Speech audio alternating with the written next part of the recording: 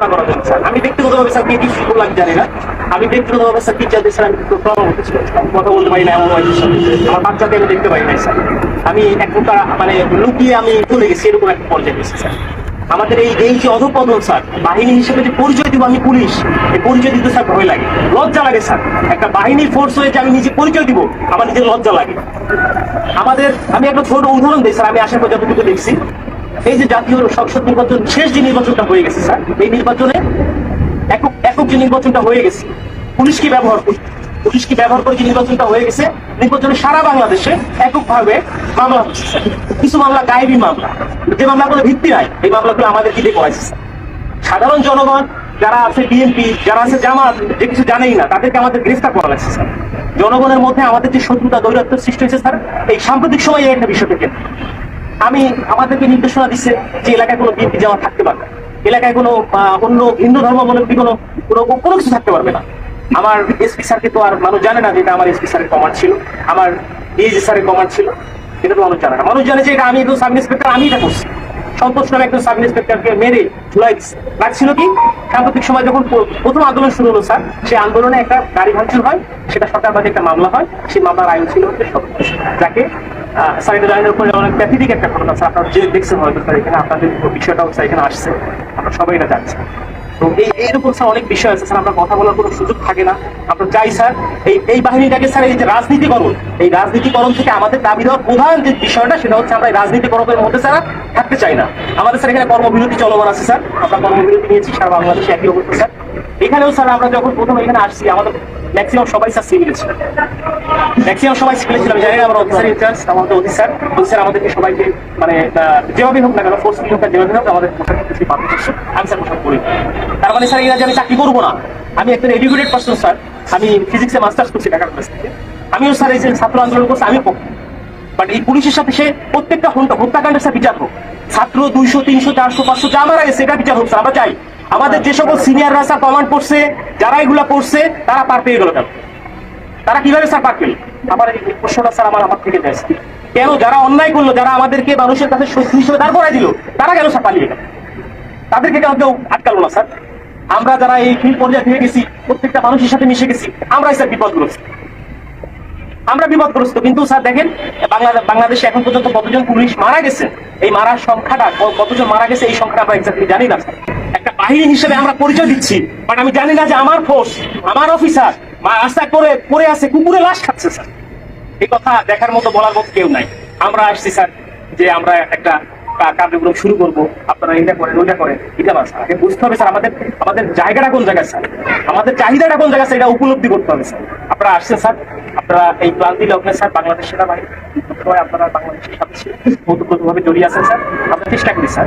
এখন আমার বন্ধু বান্ধব অনেকে আছে যারা আমাকে নিয়ে ঘৃণা করতো, আমাকে খোঁচা মারতো, কোপ করতো, তারাই বলতেছে যে দাদোস চলে কাজ কর, শুরু কর। উপলব্ধি করতেছে স্যার, বাংলাদেশে সর্বপ্রথম স্বাধীনতার যুদ্ধে বাংলাদেশ পুলিশ রাজারবাগে যে প্রতিরোধ গড়ে তুলেছিল, এটা তো অস্বীকার করার স্যার কিছু নাই। সারা বাংলাদেশে পুলিশের অবদান স্যার, অনস্বীকার যে অবদান, এটা অস্বীকার করার কোনো সুযোগ নাই। কিন্তু এই যে দলীয়করণ, এই দলীয়করণটা স্যার আমরা চাই। আমরা দলীয় কোনো করণের মধ্যে আমরা থাকতেই চাই না স্যার। আমাদের প্রধান পয়েন্ট হচ্ছে এইটা, আমরা চাই পুলিশ একটা নিরপেক্ষ স্বচ্ছ বাহিনী হোক। আমরা স্যার মানে আমরা যে এই যে ইউনিফর্মটা পরে রাস্তায় বের হবো, আমাকে অমুক দলের লোক তমুক দলের লোক আমাকে ব্যবহার করবে, আমরা এটা চাই না স্যার। আমরা এখান থেকে বের হয়ে আসতে চাই স্যার। এবং ছাত্র জনতা যারা মারা গেছেন, আমরা বলতেছি যে ঠিক আছে, স্বাধীন হয়েছে দেশ, আমরাও একত্রিত প্রকাশ করি। আমরা কিন্তু পুলিশ কর্মবিরতি দিচ্ছি কেন? যে আমাদের পুলিশ মারা গেছে এটা না, আমরা চাচ্ছি যে সারা বাংলাদেশ যেভাবে সংস্কার হচ্ছে, আমাদের বাংলাদেশ পুলিশও ঠিক একই রকম ভাবে সংস্কৃত হয়ে একটা জনগণের পুলিশ হিসেবে আমরা প্রকৃত হবে স্যার। এরকম ব্যবস্থা যদি হয়, আমরা স্যার রাস্তায় নামবো, আমরা মানুষের জন্য স্যার শপথ গ্রহণ করছি স্যার। অনেক চাকরি ছিল স্যার, করতে পারতাম স্যার, প্রাইমারি স্কুলে চাকরি করতে পারতাম, অন্য জায়গায় চাকরি করতে পারতাম, ব্যাংকে চাকরি করতে পারতাম। প্যাশনের কারণে স্যার এখানে আসছি স্যার। এটা একটা স্বপ্ন স্যার, যে বাংলাদেশ পুলিশে চাকরি করলে মানুষের যে সেবা দেওয়া যায়, এটা একটা স্বপ্ন। বাট এই স্বপ্নগুলা আমাদের নষ্ট করে দিয়ে গেছে আমাদের কিছু বিশেষ ক্যাডার, এখানে বলতে তার আপত্তি নাই। আমার স্ত্রী আজকে আমি লোকায়িত ছিলাম, আমার উপর সেট ছিল, আমি জানি অনেক বন্ধু বান্ধব বলছে আপনি থেকে না, রাজনৈতিক মামলা আমার কাছে ছিল স্যার, যার জন্য অনেকে বলছে, অনেক শুভাকাঙ্ক্ষী ছিল বিএনপি জামাতে, তারাও বলছে যে ঠিক আছে সেফলি থাকে। আমি যখন আসছি, আজকে খুলনা থেকে আসছি, গোপনে আসছি, আমার স্যার শেখ করি না, রাস্তায় চেকিং করছে স্যার, পুলিশ কিনা স্যার, এরকম বাংলাদেশ স্যার আমরা চাই না। এরকম আমরা চাই নাই স্যার, আমরা চাই যে স্যার এই জিনিসটা থেকে আমরা উত্তরিত হই এবং আমাদের যে 11 দফা দাবি আছে স্যার, আমরা চাই আপনাদের জায়গা থেকে স্যার যতটুকু করার আমাদের স্যার এখানে আছে প্রত্যেকটা জায়গা থেকে যতটুকু করার আমাদের যাতে করে আমাদের স্যার দ্রুত এবং একটা দাবি পূরণ হয়। পুলিশের স্যার এরকম বহু হয়েছে, তোমাদের এইটা দিব ওইটা দিব ওইটা করবো সেটা করবো, কিছুই হয় না। আমরা চাই একটা প্রজ্ঞাপনের মাধ্যমে আমাদের এই দাবিগুলো মেনে নেওয়া হোক, যৌক্তিক দাবিগুলি। যদি মনে হয় যারা এখন বর্তমানে উপদেষ্টা পর্যায়ে আছে অত্যন্ত বিচক্ষণ মানুষ, যদি মনে হয় যারা পুলিশের এই দাবির মধ্যে কোনো জায়গায় ব্যত্যয় আছে, সেটা সংস্কার করে যেটা মনে হয় যেখানে সমস্যা প্রয়োজন সংস্কার করে যতটুকু এটা মডিফাই করা যায় করে আমরা চাই একটা প্রজ্ঞাপন দিলে আমরা মেনে নিব যে হ্যাঁ আমাদের দাবিগুলো পূরণ হচ্ছে। কারণ আমরা দেখছি স্যার আমাদের টিএ বিল স্যার পায় না, আমরা বলবো কাকে এগুলা, আমরা বলবো কাকে আমরা স্যার টিএ বিল পাই না। আমার কাজ করতে আমার পকেটে টাকা দিয়ে আমার পুলিশিং মিটিং করতে আমার ব্যানার করতে আমার নিজের টাকা, আমার ব্যানার করতে হবে নিজের টাকা থেকে, আমার এই করতে হবে সেই করতে হবে উঠান বৈঠক করতে হবে, সব আমার নিজের টাকা করতে হবে। কেন আমার বেতনের টাকা স্যার আমি কোনো জায়গায় খরচ করতে পারবো না, এক কথায় শেষ। সরকারের প্রতি কাজ করতেছি, সরকার আমার বেতন দিবে, আমি আমার পরিবারের পিছনে ব্যয় করি, আমি কেন আমার নিজের টাকা দিয়ে আমি ব্যানার করে কেন করতে যাবো? এটার জন্য আমার বাজেট থাকবে না? অবশ্যই বাজেট থাকতে হবে। আমার মাসে প্রথম 10 তারিখের মধ্যে আমার টিএ বিল দিতে হবে। আপনাদের বাহিনীর স্যার দেয় কিনা আমি জানি না স্যার, এই সুবিধাগুলো কি আপনাদেরও কি এরকম শুধু কমিটমেন্ট করে কি স্যার আপনাদের কি রেখে দেয় কিনা আমি জানা নাই স্যার।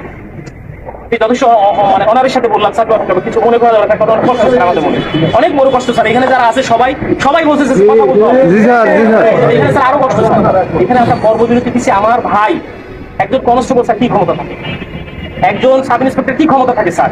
আমি তো স্যার মানে বোকার স্বর্গে বোকার মতো করে স্যার আমাকে নাঙ্গল আমার ঘাড়ে চালাতে যেভাবে স্যার দিবে আমি সেভাবে চুষে। একজন সাব ইন্সপেক্টর কি ক্ষমতা থাকে স্যার? আমি তো স্যার মানে বোকার স্বর্গে বোকার মতো করে স্যার আমাকে নাঙ্গল আমার ঘাড়ে চালাতে যেভাবে স্যার দিবে আমি সেভাবে চুষে।